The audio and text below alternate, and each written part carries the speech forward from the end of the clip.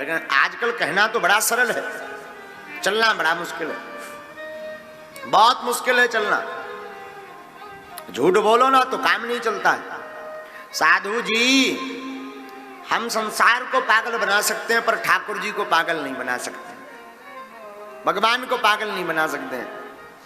इसलिए भागवत का जब प्रथम स्कंद हुआ और प्रथम स्कंद का प्रथम मंगलाचरण हुआ तो उसमें जो वंदना की गई वो भगवान कृष्ण की नहीं, सत्यम परम धीमहि,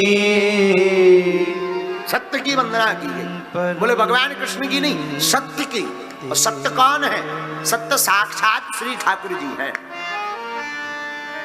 हम आपको कल बता भी रहे थे यहां पर व्यासपीठ से, अन्य जितने भी धर्म हैं उनके जितने भी भगवान हैं, तो कोई कहता कि हम भगवान के दूत हैं, कोई कहता हम भगवान के संदेश वाहक हैं, कोई कहता हम भगवान के सेनापति हैं, पर एक हमारे भगवान कृष्ण हैं जिन्होंने महाभारत के युद्ध में गीता में टाल ठोक करके कहा, अर्जुन हाँ मैं भगवान हूं।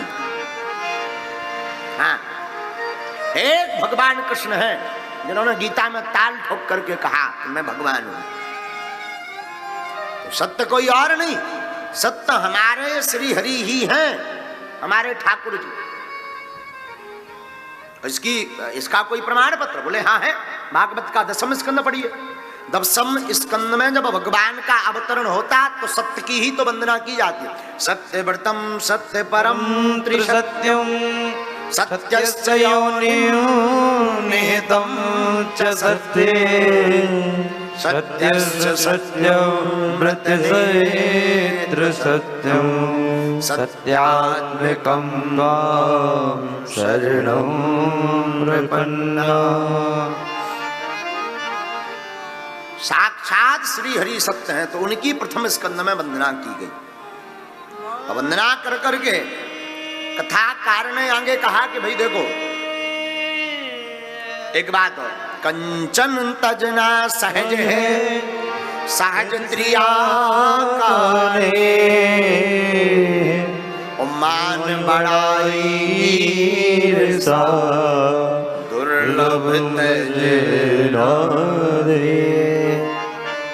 सोना कोई त्याग सकता है,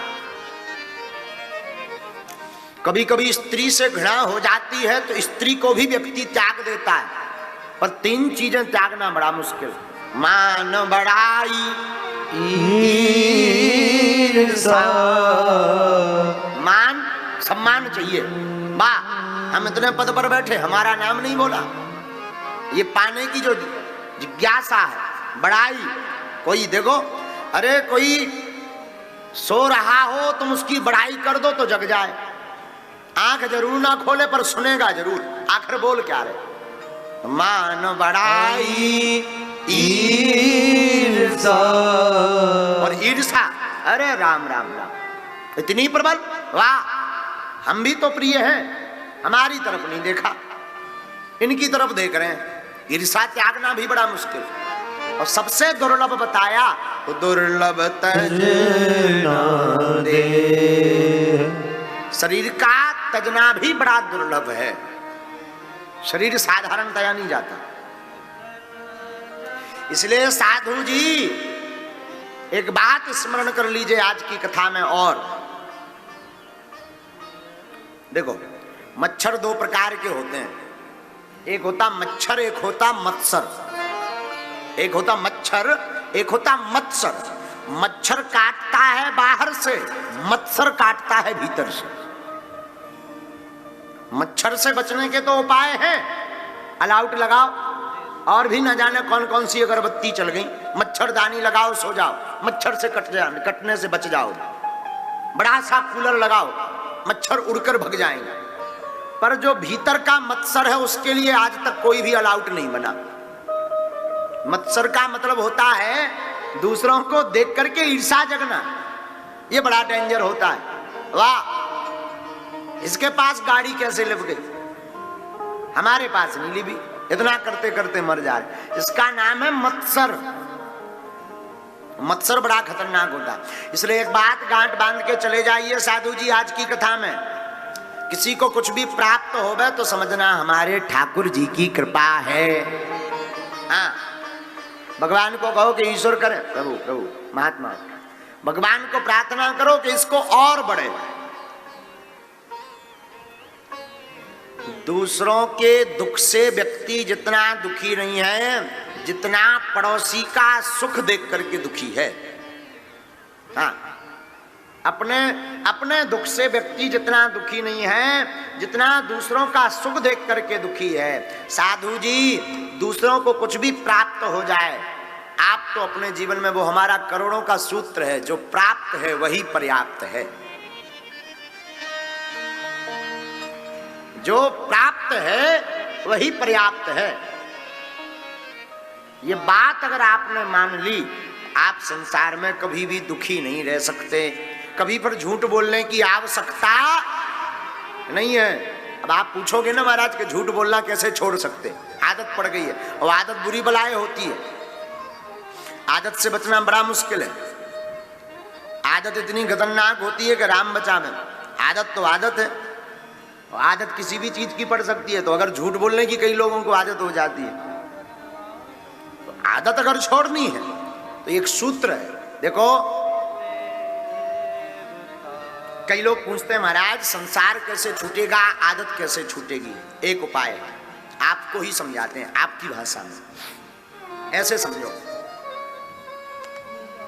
आप मोटरसाइकिल चलाते हैं, मान लीजिए आपको आदत है मोटरसाइकिल चलाने की, खूब आदत में है, आप उसको छोड़ नहीं पा रहे। लेकिन कोई आपको बढ़िया 4 व्हीलर नई गिफ्ट दे, उसमें फुल टैंक डीजल बीजल, एक बढ़िया ड्राइवर और गेट खोलने वाला भी एक चपरासी लगा, आपको तो सीधा बैठना है। लेकिन आपको आदत है बाइक चलाने की और कार आपको मिल रही है, तो बाइक चलाने की आदत छोड़ने के लिए आपको कोई प्रयोजन करना पड़ेगा या कार मिलते ही अपने आप छूट जाएगी? बोलिए ना, अपने आप छूट जाएगी ना? हाँ जी या ना जी? बाइक की आदत, मोटरसाइकिल की आदत चलानी छोड़नी है तो कार को जीवन में लाइए, मोटरसाइकिल की आदत अपने आप छूट जाएगी। उसी प्रकार संसार है 2 पहिया, भगवान की कथा है 18 चक्का। संसार की आदत अगर छोड़नी है तो गोविंद की कथा में बैठ जाओ, संसार छोड़ना नहीं पड़ेगा, अपने आप छूट जाएगा।